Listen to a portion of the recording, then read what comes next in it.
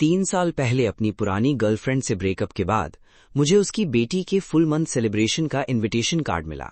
President लू, ये miss जाओ की बेटी के फुल मंथ सेलिब्रेशन का इनविटेशन है। आपकी तरफ से 2000 युआन का गिफ्ट एनवेलप दे दीजिए। लेकिन मैनेजर जिन द्वारा दिया गया इनविटेशन कार्ड देखकर भी मेरा दिल अनजाने में एक पल के लिए धड़क उठा। सेलिब्रिटी कपल ने बच्ची को जन्म दिया, ये कीवर्ड तुरंत इंटरनेट पर ट्रेंड करने लगा। यहां तक कि जो जाओ थुकवू हमेशा अपनी प्राइवेट लाइफ को लेकर बहुत लो प्रोफाइल रहती थी, उसने भी बहुत कम ही सही लेकिन लाइव स्ट्रीम किया। शाम को काफी समय बाद पूरा परिवार लाइव पर आया। पहली बार अवार्ड जीतने और मां बनने का एहसास उसके लिए काफी अजीब और इमोशन से भरा हुआ था। एक्चुअली मेरे इमोशंस काफी मिक्स्ड हैं। चलिए मैं आप सबको बच्ची दिखाती हूं। ये क्या हो रहा है? अंदर ये चीज है। तुम्हारे लिए सब कुछ पहले से तैयार कर दिया है, हम शादी कर लेते हैं। वाओ, ये तो बहुत ही रोमांटिक है। दोनों की शादी की जिंदगी बिल्कुल किसी आइडल ड्रामा जैसी लग रही है। लेकिन अगर मुझे सही याद है, उस वक्त आप अभी भी लू जिंग स्वान के साथ रिलेशनशिप में थी ना? मैंने कभी नहीं सोचा था कि उस दिन की खुशी, जिसे मैं उस वक्त शब्दों में भी नहीं कह पाया था, 3 साल बाद इस तरह पूरी दुनिया के सामने सामने आ जाएगी। वाइफ, बेबी रो रही है। नहीं, कुछ ठीक नहीं है। मैं क्लिप यहीं बंद करती हूँ, सॉरी। बहुत से गॉसिप करने वाले लोग अभी भी संतुष्ट नहीं हुए। वो पागलों की तरह मेरे अकाउंट के कमेंट सेक्शन में घुस आए और पुरानी कई सारी स्वीट डिटेल्स को दोबारा निकालने लगे। उस वक्त जब उसने पूछा था कि क्या ये मैंने प्रिपेयर किया था, लेकिन चाहे मैंने किया था या नहीं, अब इसका क्या मतलब है? आखिरकार एक्सपायर्ड कैंडी ही सबसे ज्यादा दिल दुखाती है। 3 साल पहले जब मैं जाओ थुकवू को प्यार करता था, तब मैं पहले से ही एक एस्टैब्लिश्ड एक्टर था, जबकि वो सिर्फ एक अननोन बैकग्राउंड एक्ट्रेस थी। मैंने उसकी टैलेंट को पहचाना और खुद अपने सारे रिसोर्सेज लगाकर उसकी मदद करने के लिए तैयार हो गया। यहां तक कि जिस दिन उसका डेब्यू अवार्ड सेरेमनी में होना था, शादी की हर डिटेल मैंने पहले ही फाइनल कर ली थी। अवार्ड सेरेमनी में उसे ट्रॉफी दिए जाने से पहले मैंने चुपके से ट्रॉफी पहले ही ले ली थी। मैंने उसके अंदर रिंग और प्रपोजल नोट छुपा दिया था, बस ये सोचकर ही कि जब वो सरप्राइज होगी उसके चेहरे का एक्सप्रेशन कैसा होगा। मैं इतना एक्साइटेड था कि मेरा दिल जैसे सीने से बाहर निकलने वाला था। लेकिन उस रात में उसे बहुत देर तक वेट करता रहा। तब जाकर मैंने देखा कि वो नशे में लड़खड़ाते हुई सिंह दिव्यू से वापस आ रही थी। लू जिंग स्वान, तुम उसके साथ क्यों थी? तुम जो सोचना चाहो सोच सकती हो, हम ब्रेकअप कर लेते हैं। तुम सीरियस हो?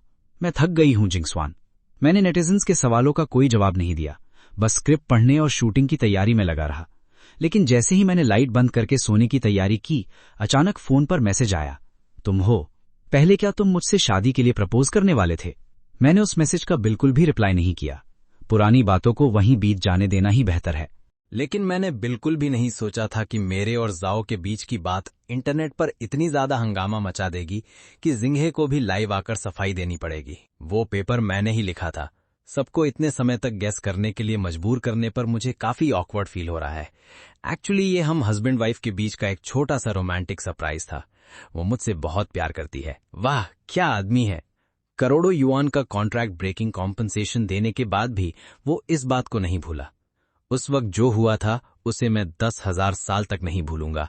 अच्छा हाँ, एक और गुड न्यूज है जो मैं सबको बताना चाहता हूं। घर पर रहकर वाइफ की डिलीवरी का इंतजार करने वाले दिन अब खत्म हो गए हैं। मैं जल्द ही नए प्रोजेक्ट के साथ कम बैक करने वाला हूं। कल से फिल्म की शूटिंग शुरू हो रही है। मैं एक पल के लिए रुक गया। मेरे दिल में अचानक एक बुरी फीलिंग पैदा हुई। अगले दिन जब मैं फिल्म सेट पर पहुंचा, मेरी वो बेचैनी सच साबित हुई। मैं भीड़ से दूर एक खाली कोने में जाकर बैठ गया। तभी मेरे बेस्ट फ्रेंड का मैसेज आया। उसने पूछा, पहले दिन काम पर वापस आकर कैसा लग रहा है? तब मुझे देर से याद आया, मैं पिछले 3 साल से एक्टिंग ही नहीं कर रहा था। थुकवू से ब्रेकअप के बाद का वो वक्त मेरे लिए बहुत पेनफुल था। मैंने पूरी तरह अपने काम से दूरी बना ली थी। उस दौरान मैं किसी पागल इंसान की तरह हो गया था। हर दिन उन जगहों पर उसका इंतजार करता था जहां वो अक्सर जाती थी, बस एक बार उससे देखने की उम्मीद में। मैं काउंटलेस बार उसके लिए खुद ही एक्सक्यूजेस बनाता रहा। शायद उस आदमी ने बस उसे घर छोड़ा होगा, शायद मैंने ही कुछ गलत समझ लिया। लेकिन आखिरकार एक दिन हड्डियां तक जमा देने वाली ठंडी हवा में इंतजार करते हुए मैंने उसे तिन्हा का हाथ पकड़कर जल्दी जल्दी मेरे सामने से गुजरते हुए देख लिया। थुकवू, प्लीज ब्रेकअप मत करो। क्या हम ब्रेकअप नहीं कर सकते? मैंने सब कुछ प्रिपेयर कर लिया है, बस तुम्हारी हां बाकी है। लू कंगशवन, प्लीज ऐसे मत करो। मैं तिन्हा से प्यार कर बैठी हूं। उस रात के बाद से मेरे और उसके बीच एक लंबी और थका देने वाली खींचतान शुरू हो गई। मैंने इंटरनेट पर उसके बेवफा होने की बात सबके सामने रख दी, लेकिन जब मैंने नेटिजन्स की रिएक्शंस देखी तब भी मुझे जरा सी खुशी महसूस नहीं हुई। हर रात में बार बार उन दोनों की पोस्ट्स देखता रहता था। धोखा मिलने का वो एहसास जैसे कोई जहरीली चीज धीरे धीरे मेरी हिम्मत को खा रही थी। वो लगातार मेरे दिल और दिमाग को टॉर्चर करता रहा। जब तिन्हा भी इस ऑनलाइन पब्लिक बैटल में शामिल हो गया तब मुझे सब कुछ समझ आ गया। उन दोनों ने काफी पहले ही मिलकर मेरे खिलाफ प्लानिंग कर ली थी। मेरे सारे रिसोर्सेज को एक एक करके रोक दिया गया और मुझे कॉन्ट्रैक्ट्स तोड़ने के बदले बहुत बड़े कॉम्पनसेशन का सामना करना पड़ा। एक पल में मेरे सारे लीडिंग रोल्स छीन लिए गए और इंटरनेट पर मेरे खिलाफ काउंटलेस गालियां और बदनामी फैल गई। ये सब कुछ एक साथ मेरे ऊपर टूट पड़ा। इसी वजह से मैं सीवियर डिप्रेशन में चला गया। 3 साल के उस अंधेरे दौर से ट्रीटमेंट के बाद जब मैं फाइनली बाहर निकला, मैं ठीक हो चुका था और एक बिल्कुल अलग इंसान बन गया था। लेकिन तब मुझे होपलेस होकर रियलाइज हुआ, एंटरटेनमेंट इंडस्ट्री में मेरे लिए अब कोई जगह नहीं बची थी। मेरा बेस्ट फ्रेंड हमेशा मुझे तसल्ली देता था, सब ठीक हो जाएगा। इस बार फिल्म में काम करने का मौका भी उसने बहुत रिक्वेस्ट करके मेरे लिए अरेंज करवाया था। लू कंगशुअन के लिए कुछ सीन्स प्रिपेयर करवा दिए हैं। थोड़ी देर में शूटिंग शुरू होगी। पहले तुम्हारा मेल थर्ड लीड वाला सीन शूट करते हैं। मेरा जो कभी घमंड और गरम मिजाजी हुआ करता था वो बहुत पहले ही वक्त के साथ खत्म हो चुका था। मैं अब वो पुराना लू चिंगसन नहीं रहा था जो कभी इंडस्ट्री में अपनी मर्जी चलाया करता था। ये लू चिंगसन ही है ना? ये तो मेल थर्ड लीड का रोल कर रहा है। डायरेक्टर, आप सच में बहुत डेयरिंग हो। एक फॉर्मर बेस्ट एक्टर को सपोर्टिंग रोल में ले आए। अरे ये तो बस मेरे दोस्त की रिक्वेस्ट पर कनेक्शन से यहाँ आया है। टीचर थैन, अगर आपको ये देखकर बुरा लग रहा है तो मैं इसे तुरंत निकाल देता हूँ। ये बस एक खत्म हो चुका एक्टर है। अब ये क्या ही हंगामा खड़ा कर सकता है। मैं अपनी छोटी उंगली से भी इसे कुचल सकता हूँ। तुम्हें क्या लगता है? बस एक छोटा सा आदमी है, इसके बारे में परेशान होने की कोई जरूरत नहीं। तुम जो चाहो करो। ओह हाँ लू चिंगसन, मैं सबके लिए प्रीमियम बर्ड्स नेस्ट लेकर आई हूँ। तुम भी एक जार ले जाना। वैसे भी शायद तुम्हारे पास नॉर्मली इसे खरीदने के पैसे नहीं होते। मैंने उसकी तरफ देखा तक नहीं और सीधा शूटिंग लोकेशन की तरफ चला गया। सिनेमाटोग्राफर से थोड़ी देर बात करने के बाद मैंने तुरंत अपना रोल शुरू कर दिया। एक्टिंग मेरे लिए जैसे एक इंस्टिंक्ट थी जो मेरी हड्डियों तक समा चुकी थी। बस उसे थोड़ा जगाने की जरूरत थी और मेरी आंखों में तुरंत कैरेक्टर का एक्सप्रेशन आ गया। इतना लंबा डायलॉग है फिर भी इसने एक ही टेक में परफेक्ट कर दिया। इसमें सच में थोड़ी एबिलिटी है। ब्रेक के वक्त मैं चुपके से स्टेयरकेस के कोने में चला गया और कांपते हाथों से सिगरेट जलागी। फिलहाल ऐसे ही रहने दो, मुझे बस एक और गहरी सांस लेने दो। मैं अपने ख्यालों में डूबा हुआ था कि पीछे का दरवाजा अचानक क्रीक की आवाज से खुल गया। शूट शुरू हो गया क्या? एक्चुअली मैं यहीं हूँ। तुम्हें सिगरेट पीना कब से आता है? आगे से मत पीना। कल रात मैंने तुम्हें मैसेज किया था, तुमने रिप्लाई क्यों नहीं किया? उस रात क्या तुम मुझसे शादी के लिए प्रपोज करने वाले थे? मेरा दिल ऐसा हुआ जैसे किसी ने उस पर उबलता हुआ पानी डाल दिया हो। कितनी ही रातों तक मैं पास्ट के बारे में सपने देखता रहा था। मैंने सपना देखा था कि वो अपना फैसला बदल लेती है।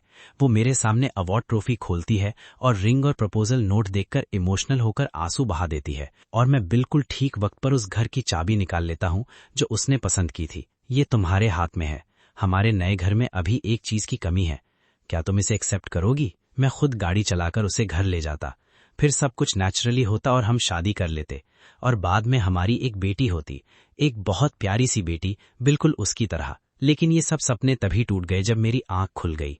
वो जा चुकी थी और मेरे अंदर सिर्फ काउंटलेस रिग्रेट्स छोड़ गई थी। उस वक्त तुमने मुझे बताया क्यों नहीं? क्या तुम्हारा चुप रहना मुझसे बदला लेने के लिए था? जो हो गया वो बीत चुका है। मैं अब उसके बारे में बात नहीं करना चाहता। अगर तुमने उस वक्त मुझे बता दिया होता, मैंने कहा ना, अगर तुम बोलते तो हम शादी कर लेते।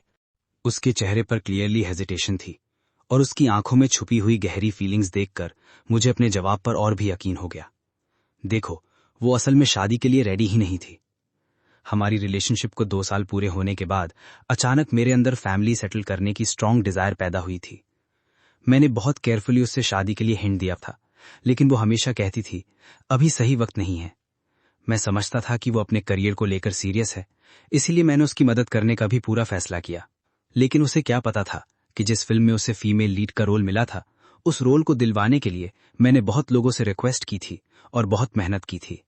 लेकिन आयरनी देखो, उसी फिल्म में उसकी पहली बार त्रिन तिंघा के साथ एक्टिंग हुई। दोनों ने पहले एक्टिंग करते करते सच में एक दूसरे से प्यार कर लिया और चुपके से रिलेशनशिप में आ गए। तुम मुझसे ऑनेस्टली बात कर सकते थे। तुमने बार बार अपनी उन गहरी आंखों से मुझे देखा और मुझे ये भरोसा दिलाया कि तुम मुझसे बहुत प्यार करते हो। फिर एक दिन तुम अचानक चले गए। तुम मेरी जिंदगी से बिल्कुल गायब हो गए। उसके बाद मैंने होटल बुकिंग भी कैंसिल कर दी। उस दिन मैं होटल गया था। मैंने देखा कि हमारी शादी के तुरंत बाद होने वाली एक और शादी का स्केड्यूल लगा हुआ था। बहुत अच्छा था, बिल्कुल वैसा ही जैसा मैं हमेशा सपने में देखता था। जो घर मैंने बहुत मेहनत से तुम्हारे लिए खरीदा था, वो भी मैंने बेच दिया। अब उस घर के नए ओनर्स एक बहुत प्यार करने वाले हस्बैंड वाइफ हैं। तुम्हारी शादी की जो प्रेपरेशंस मैंने खुद की थी, फ्यूचर के जो सपने मैंने तुमसे प्रॉमिस किए थे, उन सबको मैंने पूरा कर दिया, लेकिन तुमने उन सबको बेरहमी से रिजेक्ट कर दिया। त्रिनतिंघा ने कहा कि आधी रात को तुम ल्यू रुयान की कार में बैठे थे। तुम दोनों जो छुप छुप कर ये सब कर रहे थे, क्या वो सब तुम दोनों के लिए प्रिपेयर किया गया था? अगर तुम ये सब सिर्फ मुझे जानबूझकर प्रवोक करने के लिए कह रही हो, तो मैं तुम्हें बता दूं, तुम अपनी बात से पीछे नहीं हट पाओगी। मैं एक पल के लिए बिल्कुल स्टन रह गया, फिर तुरंत मुझे सब समझ आ गया। इंडस्ट्री में सब जानते थे कि ल्यू रुयान कई सालों से मेरा पीछा कर रही थी। थुकवू से रिलेशनशिप में आने के बाद उसे सिक्योर फील करवाने के लिए मैंने जानबूझकर ल्यू रुयान से हर तरह का कांटेक्ट अवॉइड किया था। मैं खास तुम्हें फ्लावर्स देने आई हूं। शूटिंग कंप्लीट होने पर कॉन्ग्रेचुलेशंस। जब मैं जाओ थुकवू के लिए फीमेल लीड का रोल अरेंज करवाने के लिए लोगों से बार बार मिल रहा था, लेकिन कोई भी मेरी रिक्वेस्ट एक्सेप्ट नहीं कर रहा था, तब सिर्फ ल्यू रुयान मेरी मदद करने के लिए रेडी हुई थी। मैं उसकी कार में सिर्फ इसीलिए बैठा था ताकि जाओ थुकवू के लिए वो रोल सिक्योर कर सकूं, लेकिन बदले में मुझे उसी पर इतने गंदे इल्जाम सुनने पड़े। मैं दरवाजा खोलकर बाहर निकलने ही वाला था कि अचानक रुक गया। दरवाजे के बिल्कुल सामने त्रिनतिंघा खड़ा था। तुम लोग अंदर क्या कर रहे हो? तुम्हारी इतनी हिम्मत कैसे हुई मेरी वाइफ को यहां तक बहकाने की? थोड़ा होश में रहो, वो एक मैरिड वुमन है। अब तुम्हारी हालत एक आवारा कुत्ते जैसी हो गई है। स्क्रिप्ट भी मिले तो किसी और के कनेक्शन की वजह से मिलती है। तुम मेरे सामने किस हक से खड़े हो? 3 साल पहले भी वो रिलेशनशिप में थी, फिर भी लगता है तुम्हें अपनी हरकतें करने से कोई नहीं रोक सका। उसने खुद को गलत समझकर बात को पलटने की कोशिश की और मुझ पर हाथ उठाने लगा। ये देखकर मैंने रिफ्लेक्स में उसे एक किक मार दी। सिर्फ एक किक से ही वो लड़खड़ा गया। तुमने मुझे मारा? तुम्हारी हिम्मत कैसे हुई मुझे मारने की? च्यू थू वू, इसने मुझे मारा। जाओ थू वू ने उसकी बात पर बिल्कुल ध्यान नहीं दिया। अभी तुमने जो कहा था, प्रपोजल? मैंने सर उठाकर उसकी तरफ गहरी नजर से देखा। क्या अब भी तुम्हें इसके बारे में बात करना जरूरी लगता है? यहां बकवास करना बंद करो। त्रिनतिंघा ने जानबूझकर जोर से बोलकर मेरा और उसका ध्यान खींचने की कोशिश की और फिर हम दोनों के बीच धक्का मुक्की हो गई। डायरेक्टर ली तुरंत दौड़कर आया और मुझे जोर से धक्का दे दिया, जिससे मैं जमीन पर गिर गया। ओ माय गॉड, मेरे त्रिनतिंघा को क्या हुआ? तुम यहां क्या कर रहे हो? जल्दी से उन्हें रेस्ट रूम में ले जाओ और डॉक्टर को बुलाओ। तुम्हें अब और शूटिंग करने की जरूरत नहीं है। अभी यहां से निकल जाओ, अपना सामान पैक करो और फिल्म सेट छोड़ दो। मैंने हल्की सी साई की। कुछ ही समय पहले तक डायरेक्टर ली मेरे सामने एक्टिंग के लिए रिक्वेस्ट करता था, लेकिन जैसे ही मेरी सिचुएशन खराब हुई, वो त्रिनतिंघा के लिए मुझे कुचल देने को भी तैयार था। मैं चला जाता हूं, लेकिन आज की मेरी पेमेंट कर दीजिए। तुम्हें पता भी है तुम क्या कर रहे हो? तुम तो सच में गरीबी के चक्कर में पागल हो गए हो। हाँ, चाहे मैं सिर्फ बैकग्राउंड एक्टर ही था, फिर भी एक दिन का पेमेंट तो मिलना चाहिए ना। डायरेक्टर ली, आप मुझे कितना देंगे? मुझे अभी पैसे की जरूरत है। आखिरकार पिछले 3 साल में जो भी पैसे मैंने एक्टिंग से कमाए थे, वो सब खत्म हो चुके थे। इन 3 सालों में मेरी ट्रीटमेंट और दूसरे एक्सपेंसेस का पूरा बोझ भी मुझ पर ही था। फिल्म सेट से निकलने के बाद मैंने अपने बेस्ट फ्रेंड को फोन किया। वो बिल्कुल भी गुस्सा नहीं हुआ, बल्कि उसने मुझे तसल्ली दी। कोई बात नहीं मेरे भाई। उसका मुझ पर बिना किसी कंडीशन के भरोसा देखकर मैं बहुत इमोशनल हो गया। मेरी आंखों से आंसू बिना चाहे ही निकल पड़े। आसमान में हल्की बारिश शुरू हो गई। ठंडी बारिश ने मेरे कपड़े पूरी तरह गीले कर दिए। हर बूंद मेरे दिल को धीरे धीरे चुभने वाली किसी चीज जैसी लग रही थी। मैं बारिश से बचने के लिए जगह ढूंढ ही रहा था कि अचानक किसी ने मेरे सर के ऊपर अम्ब्रेला कर दिया। मैं एक पल के लिए स्टन रह गया। पीछे मुड़कर देखा तो मेरे सामने ल्यू रुयान का चेहरा था। बारिश में मत भीगो। मैं अपना मुंह खोलकर पूछना चाहता था कि वो कब से यहां थी और कितनी देर से चुपचाप मेरा पीछा कर रही थी, लेकिन मैं कुछ कह पाता उससे पहले ही उसने मेरी बात काट दी। क्या तुम मेरी कुकिंग ट्राई करना चाहोगे? वैसे भी मुझे थोड़ी भूख लग रही है। मैं तुम्हारे घर की किचन थोड़ी देर के लिए यूज कर लूंगी। तुम मना तो नहीं करोगे ना? सच कहूं तो मैंने कभी नहीं सोचा था कि वो मुझसे ऐसी बातें कहेगी। मुझे याद है, जब वो पहले मुझे परस्यू करती थी तो वो हमेशा मुझे एग्जीबिशंस की टिकट्स देती थी, म्यूजिक और थिएटर परफॉर्मेंसेस देखने ले जाती थी और मुझे अलग अलग आर्ट इवेंट्स में ले जाती थी। उस वक्त उसमें ऐसी सिंपल और ऑर्डिनरी लड़की वाली साइड जैसी थी ही नहीं। रूम पर पहुंचते ही वो सीधा किचन में चली गई। मैं दरवाजे के पास खड़ा होकर चुपचाप उसे सब्जियां साफ करते और मीट काटते देखता रहा। पता नहीं क्यों मेरे अंदर एक अजीब सी शांति उतरने लगी। मुझे लगभग 2 साल पहले का वक्त याद आ गया। फिल्म की शूटिंग खत्म होने के बाद मैं थका हारा घर लौटा था। जाओ थू वो भी कभी कभी किचन से यांगचुन नूडल्स का एक दोल लेकर बाहर आती और मुझे बुलाती थी। चाहे उस नूडल्स का टेस्ट कुछ खास नहीं होता था, फिर भी वो मेरे अंदर बहुत सारी उम्मीदें जगा देता था। लियू रु येन ने खाना बनाकर टेबल पर लगा दिया। खाने की हल्की सी खुशबू मेरी नाक तक पहुंची। उस वक्त मुझे सच में थोड़ी भूख महसूस हुई। मेरे दिल के सबसे कमजोर हिस्से को जैसे किसी पंख ने धीरे से छू लिया हो। आखिरकार मैं खुद भी लगभग भूल चुका था कि मुझे क्या खाना पसंद है। ये मेरी कुकिंग है। मैं खास तौर पर पीस होटल के हेड शेफ के पास जाकर सीख कर आई हूं। लगता है तुम में इसमें थोड़ा टैलेंट भी है। अगर तुम्हें पसंद आए तो मैं हर दिन तुम्हारे लिए खाना बनाऊंगी। उसकी बातों में छुपा हुआ फेवरेटिज्म इतना क्लियर था कि मैं और भी अनईजी हो गया। मैं अभी कोई नया रिलेशनशिप शुरू नहीं करना चाहता। मैं तुम्हारे लायक नहीं हूं। मैं अब पहले जैसा नहीं रहा। अब मैं बिल्कुल टूट चुका हूं, बीमार हूं और थका हुआ हूं। तो क्या हुआ? मैं तुम्हें कभी तुम्हारी फेम या सक्सेस की वजह से पसंद नहीं करती थी। मैं तुम्हें सिर्फ इसीलिए पसंद करती हूं क्योंकि तुम हो। इसीलिए तुमने अभी जो कुछ भी कहा उससे मुझे कोई फर्क नहीं पड़ता। अगर तुम्हें बुरा ना लगे तो मेरे पास तुम्हारे लिए एक सूटेबल जॉब है। मैंने काफी देर तक सोचा, फिर भी मैंने लियू रु येन का ऑफर एक्सेप्ट करने का फैसला कर लिया। उसने पहली बार मुझे फेमस होने में सपोर्ट किया था। शायद अब वो दोबारा मुझे अपनी पहचान बनाने में मदद कर सकती थी। लियू रु येन के चले जाने के बाद मुझे पिछले 3 सालों में पहली बार एक अच्छी नींद आई। सुबह भी मैं गहरी नींद में ही था कि मेरे बेस्ट फ्रेंड के फोन की रिंगटोन से मेरी आंख खुल गई। फोन उठाते ही मुझे उसकी घबराई हुई आवाज सुनाई दी। कंश स्वन, मैं तुम्हें पिक करने के लिए ड्राइव करके आ रहा हूं। तुम किसी भी हाल में न्यूज मत देखना। तिंग हा ने स्टेयरकेस पर हम दोनों के बीच हुए झगड़े का वीडियो इंटरनेट पर अपलोड कर दिया था। उसके बाद काउंटलेस पेड कमेंटर्स कमेंट्स में आ गए और पब्लिक ओपिनियन को अपनी तरफ मोड़ने लगे। उसने कुछ लोगों को चुपके से कमेंट्स करने के लिए भी कहा जो मुझे इंसल्ट कर रहे थे और मेरी पुरानी बातें निकालकर मुझे टारगेट कर रहे थे। खुद को एक बार मिरर में देखो तुम कैसे लग रहे हो। एक आदमी होकर तुम्हें बिल्कुल शर्म नहीं आती। इंटरनेट पर लोग धीरे धीरे उसकी साइड लेने लगे। सबने मिलकर मुझे बुरी तरह ट्रोल और इंसल्ट करना शुरू कर दिया। मेरी सांसें तेज होने लगी। मेरा दिमाग बिल्कुल खाली हो गया। मेरे सीने में एक ठंडी और घुटन भरी फीलिंग लगातार बढ़ने लगी। मेरी सारी हिम्मत जैसे धीरे धीरे खत्म होती जा रही थी। मैंने अपनी बची हुई आखिरी हिम्मत जोड़कर दवा लेने के लिए हाथ बढ़ाया। घबराहट में मेरा पैर टेबल से टकरा गया और मेरा सर भी जोर से जमीन पर लग गया। बेहोशी की हालत में मुझे लगा जैसे कोई मुझे बुला रहा हो। उसकी आवाज बुरी तरह कांप रही थी। लग रहा था वो बहुत पैनिक में है। मैंने पूरी ताकत से आंखें खोलने की कोशिश की, लेकिन मेरी पलकें जैसे 1000 किलो भारी हो गई थी। जब मेरी आंख खुली तो मेरे सामने लियू रु यान का परेशान चेहरा था। तुम ठीक हो? मैंने तुम्हें मना किया था न्यूज मत देखना, फिर भी तुमने क्यों देखा? अगर लियू रु यान वक्त पर नहीं पहुंचती तो पता नहीं अब तुम्हारी हालत क्या होती।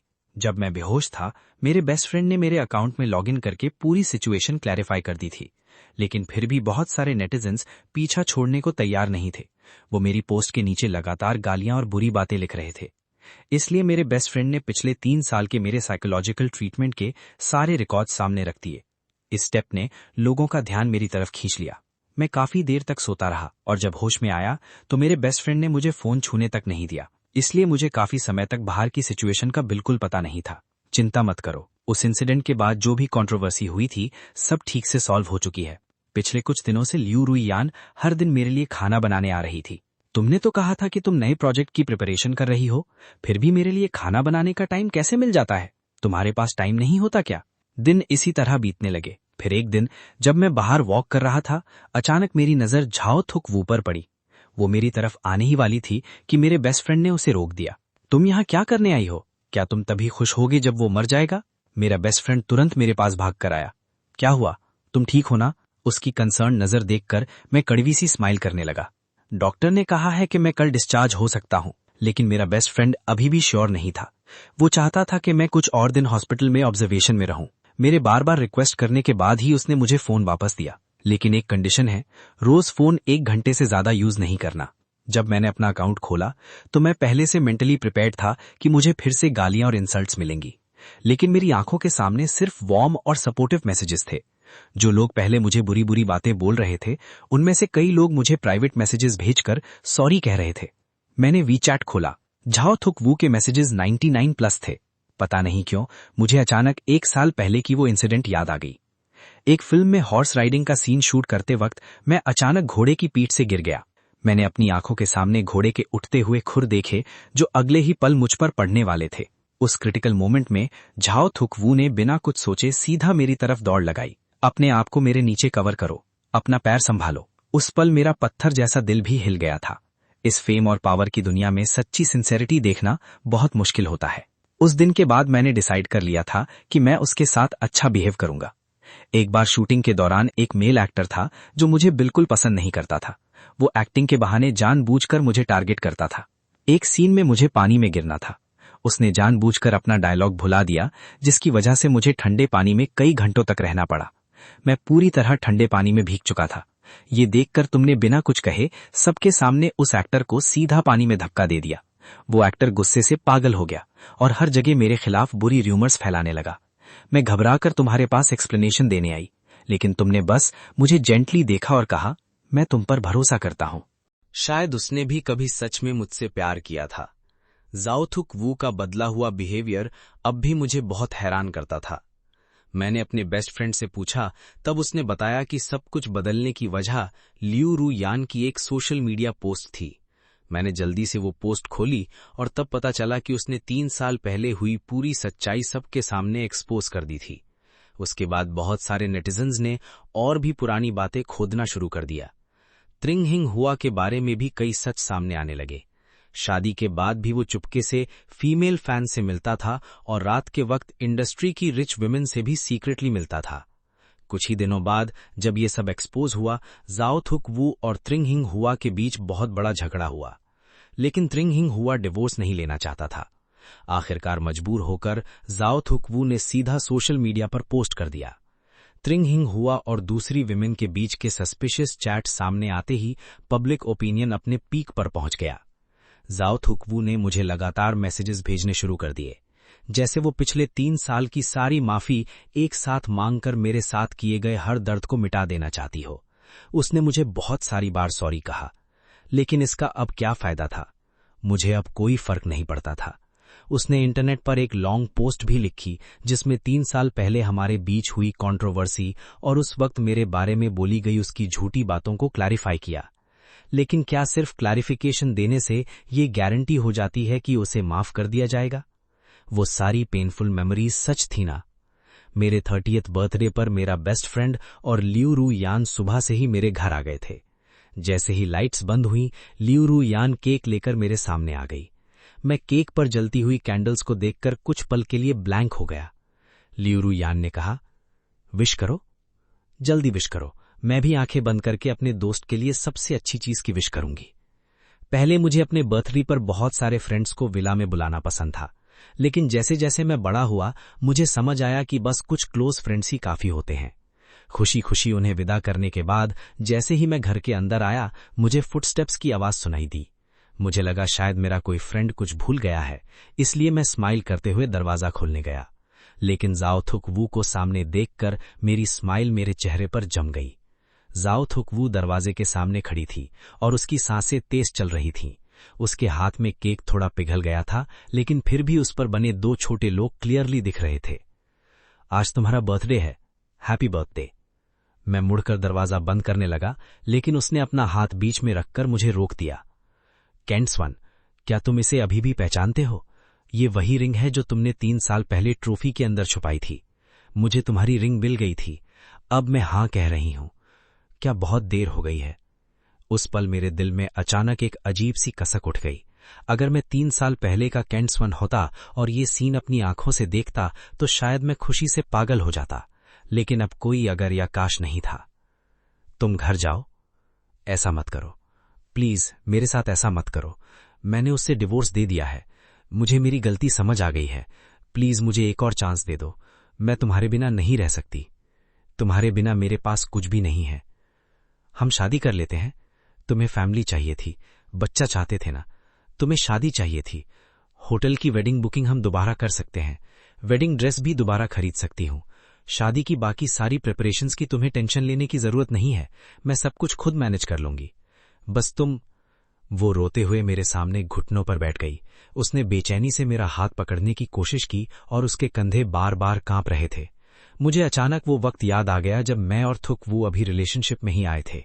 एक फिल्म में मुझे किसिंग सीन करना था। फिल्म की फीमेल लीड ने मुझे प्रपोज किया था। मैंने स्क्रिप्ट के हिसाब से एक्टिंग की, लेकिन मेरे दिमाग में चुपके से वो फीमेल लीड जाओ थुकवू बन गई थी। ये तो सिर्फ एक्टिंग है, मुझे कोई फर्क नहीं पड़ता, तो तुम भी अभी की तरह मेरे साथ एक्टिंग करो। उस दिन भी वो मेरे सामने इसी तरह घुटनों पर बैठी थी। लेकिन किसी लड़की का सच में मैच्योर होकर बदलना शायद बहुत मुश्किल होता है। बस फिर हम कभी एक दूसरे से दोबारा ना मिलें। आह।